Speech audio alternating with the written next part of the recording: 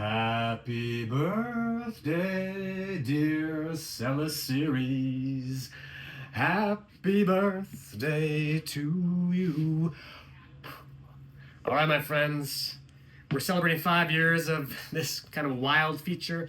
This is almost always, one of our favorites, things that we do each month in the store. But it's changing a little bit. So we've got a little bit of news for you. And I might just start off right there. So next month, starting in April 2025, we are going to be kind of launching a subscription-based aspect to our Cellar series. And instead of a six-pack, or I'm sorry, not instead, but in addition to our six-pack, we're going to have a three-pack and a two-pack option as well to kind of just open the door to a little more accessibility to these wines, which we're super excited about. So be on the lookout for that. It is March. We're getting ready for snow tonight, but it was 50 degrees yesterday, and that's just kind of the nature of the beast this time of year. And March and April certainly are those transitionary months as we start to get into thinking about rosés and kind of dry crisp whites and lighter style reds. But for the most part, we are like the whole cellar is on access. I always think of that, come the warmer months of the year, like I don't really want to pull out my older reds. The fuller body reds can be a little bit tougher at times, but this time of year, just drink it all. So, all right, guys, 6 new wines here. Really, really excited about this particular lineup. And let's just jump right in. Okay, so we are going to Piemontini, and this is, we are in the northeastern part of the island of Sardinia. And this is the only DOCG area for wine production on the island of Sardinia. And the best way to think about this is Vermentino is grown all throughout the Mediterranean. It's grown in France, where it's known as Rolle. It's grown along the Ligurian coast, where it's known as Pigato. It's very similar to many other grape varieties, but I feel like the Vermentino that I know best, kind of grows in, on the island of Sardinia, maybe a couple pockets here and there in Tuscany, etc., but really Sardinia. It's aromatic. It has a slight little floral quality to it, but not as much as like Gewürztraminer or Moscato or Malvasia. It leans into that without being kind of like waxy or oily or kind of anything too much, so it still has that classic kind of like coastal Italian white, but it's a slightly more interesting. So a wine that we've really, really liked the last couple months. The New York Times just wrote this up as a top value wine, which is always kind of nice to see when we've got these wines that we've fallen in love with. And there's some other critics out there that we appreciate and respect, kind of like kind of feeling the same way. So anyways, it is planted in 1989. These particular vines, it's on granitic soils for the most part. The estate owns about 120 hectares, which is not insignificant. It's not a small producer, but they make really, really lovely wines. They also make great Cannonau, which is Grenache on the island of Sardinia. But so great whites and reds from this particular estate, grown at about 100 to 500 meters on their particular vineyard set. So all stainless steel, no malolactic, just fresh, kind of fast to bottle. Just a little blast of Mediterranean sun here. So moving on to Terry Porziane is the name of this particular producer. And after tasting this wine again this past week, I've tasted this wine a couple times. We worked with the previous vintage. And I really kind of like did some reading about this wine recently, kind of to make up my mind, like, yes, this is a Cellar Series wine. This is from an estate that it's an old ancient like Roman estate. It used to belong to the sister of Trajan, like Trajan's column in Rome. Like it housed several different people through the wars. It just has this like storied kind of past. Orson Welles lived here at one point in time. Anyways, it's owned by this guy named Antonio Puccini, I believe his name. I think I got that written. Pulcini. And he grows these very ambitious white wines in the suburbs of Rome.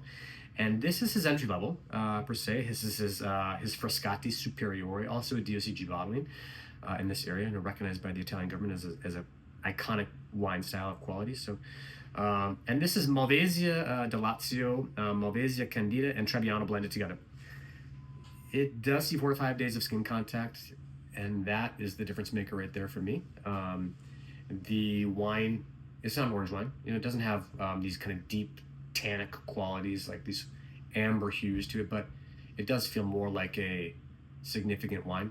Like it leans into that, and that's just really, really nice to see. So, this producer does make 2 other wines. And I am really fascinated by the opportunity to potentially work with those in the future. But for the time being, we are focusing on their kind of just what they are famous for, what they're known for.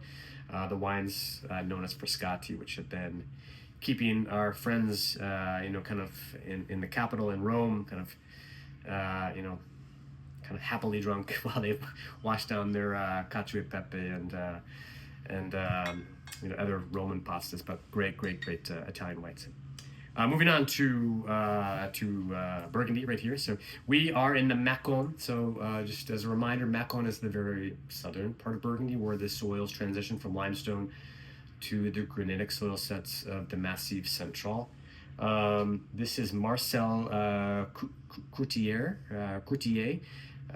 and Marcel, along with his now son and daughter, are making wines on 11 hectares of Chardonnay. And they are making lovely wines. This part of Burgundy, don't forget, kind of the further south you go, the wines become more textured and more weighty.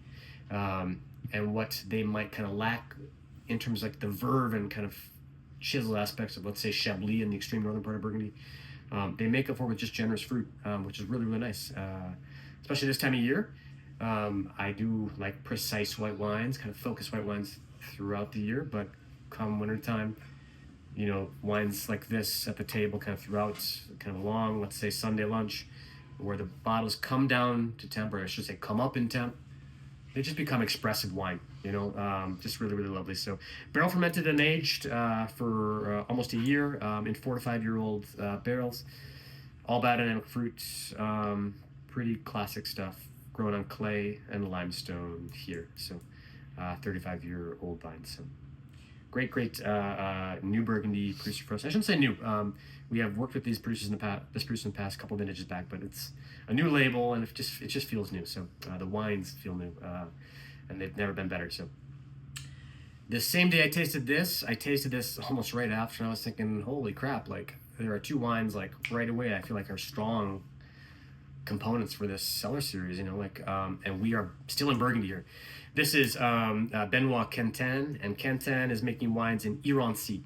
And Irancy, I don't think we've ever featured a wine from Irancy before.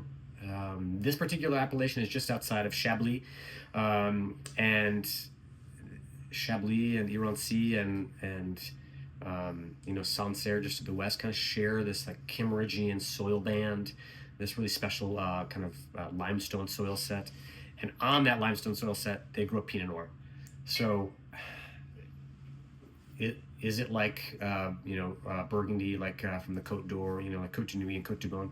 No. Is it really similar and have kind of just this freshness and a little more verve and drive?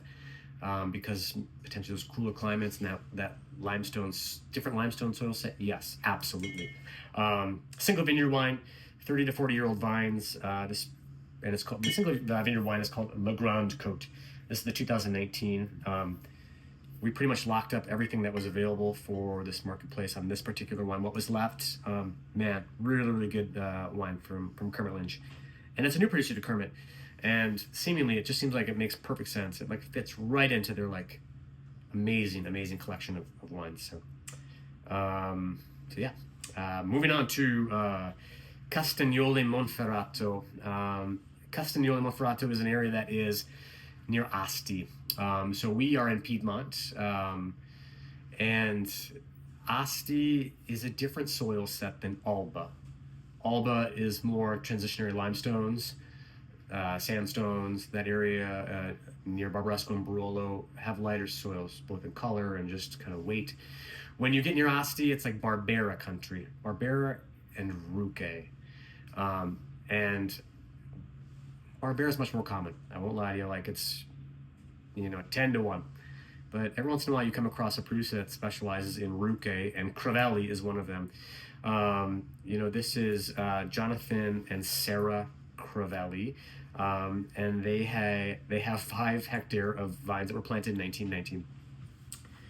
And what is Ruque? Ruque is this kind of wild, aromatic, spicy, woodsy wine. That it doesn't really have many comparables to, for me. It's not like, let's talk about the other grapes from the region. Barbera, it's not really like Barbera.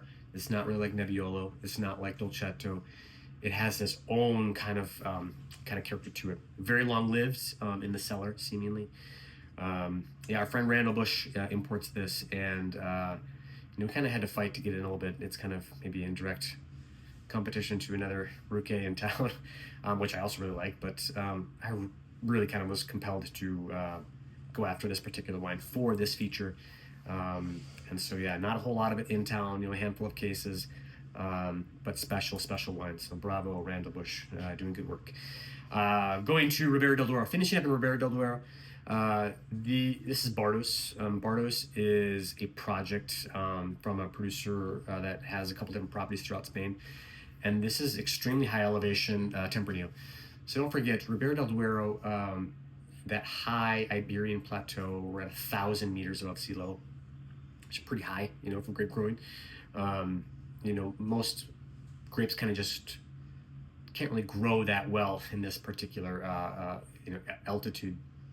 But on the Iberian Plateau, where it's hot as hell in the summertime and snowy and cold and windy in the wintertime, those vines really kind of suffer, and they are able to kind of really express themselves in wonderful ways. We do see some extracted, powerful, and dense wines from this zone, which they're not always my favorite. I'll be honest with you there. I prefer potentially the elegance of certain, Rioja wines for the grape Tempranillo. That being said, Ribera del Duero is also where, Vega Sicilia is. Is also the great, there is elegance in this area, certainly, and this clocks in at 15% alcohol. I mean, be mindful. 15%. But it was so fresh and vibrant, and so understanding the balance of wine expressions when they start to reach physiological ripeness like this is really fascinating to me. And at one point in time, I was very much like, 15%, like that wine is not for me. And I think I've grown up in that respect. You just have to judge a wine by tasting it and smelling it, understanding the purity of it. Spanish wines can really kind of become ripe in style, but some of them have natural acidity that's in the right spot, all the aromatics and the flavors in the right spot, and this is absolutely one of them. So yes, mostly Tempranillo. There's a little bit of Garnacha in this, 12 months in a variety of sizes, between 225 all up to 600 liters. Growing on sand and gravel, and that's maybe a big thing right there. Sand being a cooler soil type, I think allows for a lot of finesse with the fruit here. So anyways, my friends, that is your Cellar series for March 2025. Be on the lookout for kind of the next version of our Cellar series, which is very much this. But we're also going to offer you up 3 of these bottles, and then also 2 of these bottles just as an entry-level opportunity, a half of the lot and the full kind of kit and caboodle for our Cellar series going forward. So look forward to kind of engaging with you all there, but in the meantime, enjoy March and enjoy these wines. Thank you.